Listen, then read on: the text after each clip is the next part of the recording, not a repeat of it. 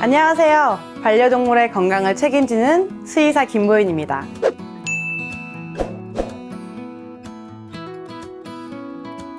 저는 주로 반려동물의 치과와 안과 질환을 다루고 있는데요. 반려동물도 사람처럼 세심한 치아 관리가 필요하다는 사실 알고 계신가요?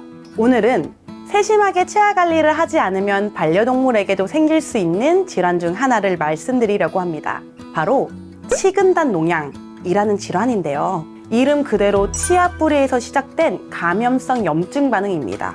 무서운 건 이 치근단 농양으로 인해 턱뼈가 부러지고 광대뼈가 녹으면서 눈까지 위협을 받기도 합니다. 이 치근단 농양을 예방하고 건강하게 살아갈 수 있도록 어떻게 관리해야 할지 낱낱이 파헤쳐 보겠습니다. 우리 강아지, 고양이들 양치시키기 너무 힘드시죠? 표면을 깨끗하게 닦아주고 싶어도 가만히 있지 않으니 특히 고양이들 너무너무 힘들다는 거 저도 반려인으로서 공감합니다. 그럼에도 불구하고 양치를 꼭 잘해주셔야 하는 이유는 이러한 치석으로 인해 여러 치아 문제가 발생하게 되고 발치뿐만 아니라 얼굴의 다른 부분에까지 심한 염증을 유발할 수 있습니다. 치석은 음식물 찌꺼기와 세균들이 합쳐지면서 생기는 것입니다. 처음엔 치태라고 하는 일명 프라그 상태에서 긁어내면 닦아지면서 양치로 제거할 수 있지만 이러한 치태가 쌓이면 단단해지게 되고 돌처럼 단단해진 치석은 긁어낸다고 닦이지 않는 상태가 됩니다. 스케일링 전용 기기를 사용하지 않으면 말이죠. 이러한 세균 덩어리인 치태와 치석은 잇몸과 이빨 사이에 침투하여 잇몸 염증을 일으키기 시작합니다. 잇몸 염증은 이빨을 지탱하고 있는 잇몸 인대를 약하게 만들어서 이빨 뿌리를 향해 세균이 더 쉽게 침투하게 됩니다. 이빨 표면의 치석들도 양치로 제거하기 힘든데 잇몸 안쪽의 치석은 당연히 양치로 제거가 거의 불가능하죠. 그러다 보니 더 빠르게 이빨 뿌리 손상을 유발하게 됩니다. 이빨 뿌리까지 세균이 들어가면 거기서 세균이 증식하게 되고요. 이빨 뿌리가 박혀있는 치주골, 즉 턱뼈를 조금씩 녹이기 시작합니다. 세균이 만드는 화농성 염증 물질이 뼈를 조금씩 녹이면서 그 뼈와 맞닿고 있는 피부까지 화농성 염증 물질이 튀어나오기 시작합니다. 턱 밑 피부나 눈 밑 피부가 붓고 그쪽으로 농이 터져 나오게 되는 거죠. 바로 이것이 치근단 농양입니다. 이렇게 치근단 농양은 단순히 이빨의 문제가 아니라 주변 뼈와 조직에까지 심각한 영향을 미칠 수 있습니다. 또한 세균 감염으로 인해 세균이 내뿜는 독소가 혈관까지 침투할 경우 전신 폐혈증을 유발할 수 있으며 이로 인한 사망에도 이를 수 있습니다. 제가 수술했던 한 환자는 심한 치석과 감염으로 신장 수치가 심하게 올라갔었는데 처음엔 신부전을 걱정해서 수술을 고려했지만 광대뼈가 너무 심하게 내려앉아 있어서 발치 수술과 염증 제거 수술을 해줬더니 오히려 신장 수치가 정상으로 떨어진 경우가 있었습니다. 실제로 신부전 환자에서 심한 치석이 있을 경우 치석 제거만으로도 신장 수치가 일부 떨어지는 경우들이 많습니다. 이렇듯 구강 내의 치석과 세균으로 인한 감염이 전신 내부 장기에도 영향을 주기 때문에 치근단 농양은 더욱 빠른 치료가 필요한 질환입니다. 그렇다면 이런 치근단 농양을 어떻게 알아차릴 수 있을까요? 반려동물 대부분은 약간의 치통으로는 밥을 잘 못 먹거나 씹지 못하는 등의 통증 반응을 바로 보이지 않습니다. 이 정도의 통증 반응은 정말 심할 때 나타나게 되고 그땐 이빨만 봐도 매우 심한 상태구나 라는 걸 알 수 있죠. 즉 초기에는 확인이 매우 어렵긴 합니다. 그러나 얼굴 부분을 간지러운 듯이 자주 비비는 행동을 한다면 또는 한쪽으로만 씹는 행동을 한다면 반드시 주의 깊게 관찰하셔야 합니다.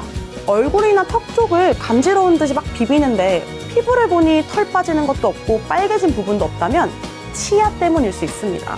그런 경우 밥을 먹을 때 자세히 관찰해 보시면 한쪽으로만 씹는 경우가 많습니다.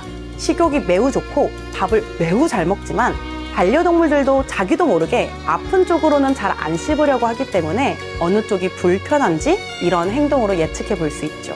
또한 양치를 할 때 평소에 양치를 잘하던 아이였는데도 불구하고 갑자기 특정 쪽만 하려 하면 막 피하고 심할 경우 물려고 한다면 치통을 의심해보고 병원에 방문하셔야 합니다. 강아지, 고양이의 이빨은 사람보다 뿌리가 깊어서 특히 송곳니 뿌리는 코까지 맞닿아 있고 안쪽 큰 어금니 뿌리는 눈 밑 부분까지 맞닿아 있습니다.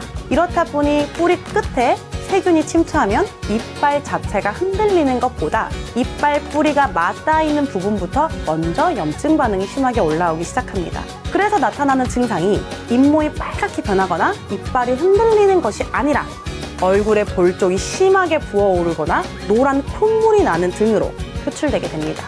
처음에 볼 쪽이 붓거나 노란 콧물이 나면 단순 비염이나 피부염증으로 생각하고 약을 먹는 경우가 있는데 약을 먹을 땐 조금 나아지는 듯 하다가 약을 끊으면 증상이 다시 반복된다면 반드시 치과 전문 검사를 받아봐야 합니다.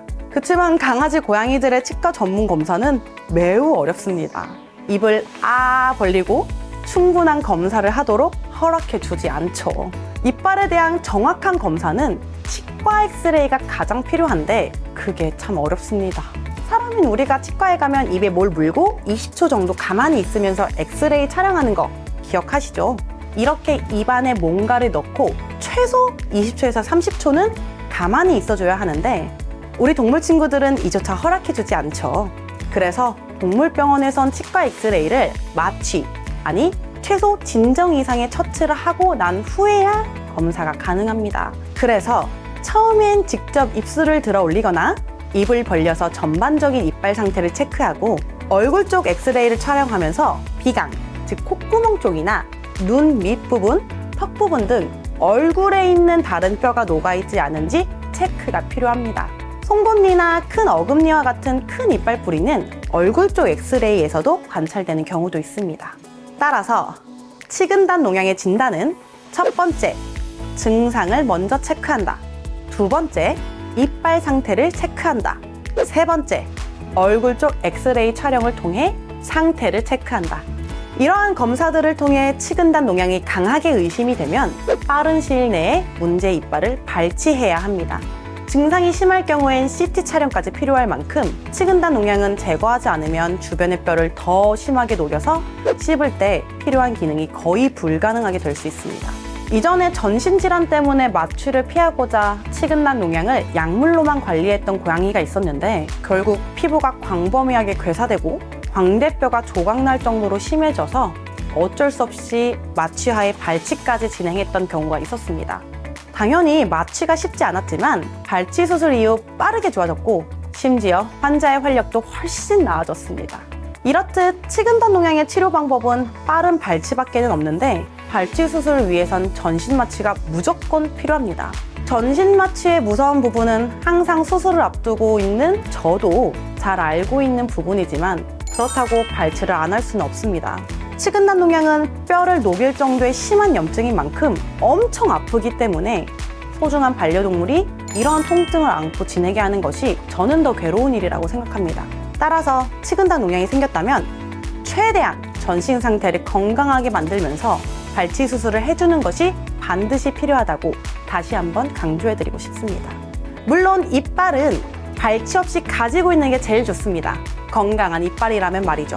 그러나 치통은 자다가도 일어날 정도로 통증이 심한 부분이에요. 우리 강아지, 고양이들이 식욕이 좋고 활력도 좋다고 별로 안 아파한다 여기실 수도 있겠지만 티를 내지 않을 뿐 많이 아픈 상태일 수 있습니다.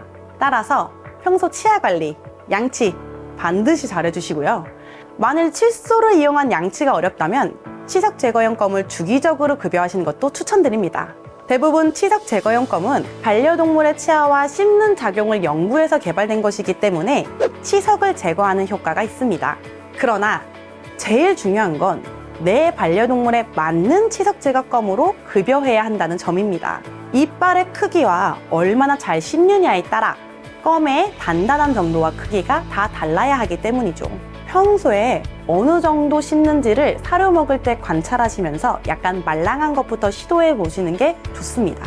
요즘엔 치석 제거 효과가 있다는 치약들이 많은데요. 정확히 말해서 치태 제거 효과입니다. 이미 단단해져 버린 치석을 치약으로 제거하긴 조금 어렵지만 잠재적 치석이 되는 치태는 제거될 수 있습니다. 그러므로 양치가 조금 어렵다면 치태 제거 효과가 있는 치약을 발라주시는 것만으로도 조금의 효과는 볼 수 있으니 포기하지 마세요. 물론 치약보다 물리적으로 닦아주는 것이 가장 중요하긴 하지만 아예 안 하는 것보단 훨씬 나으니 꾸준하게 관심 가져주시길 꼭 부탁드립니다. 오늘은 치근단 농양에 대해 알아봤는데요. 치아 건강은 반려동물의 전반적인 건강에도 큰 영향을 미치는 중요한 부분입니다. 치근단 농양처럼 잘 보이지 않는 문제일수록 더욱 주의를 기울여야겠죠? 정기적인 치과 검진과 올바른 양치 습관은 우리 반려동물의 밝은 미소와 건강한 삶을 지켜주는 첫걸음입니다. 건강은 작은 관심과 꾸준한 관리에서 시작됩니다. 보호자분들의 사랑이 반려견, 반려묘의 삶에 큰 변화를 만들어줄 겁니다. 이번 강의를 포함해 총 3번의 강의를 통해 반려동물의 치과와 안과 건강에 꼭 필요한 정보를 나눴는데요. 강의 내용을 바탕으로 앞으로 반려동물과 더욱 건강하고 행복한 시간을 만들어 가시길 바랍니다. 지금까지 수의사 김보윤이었습니다. 감사합니다.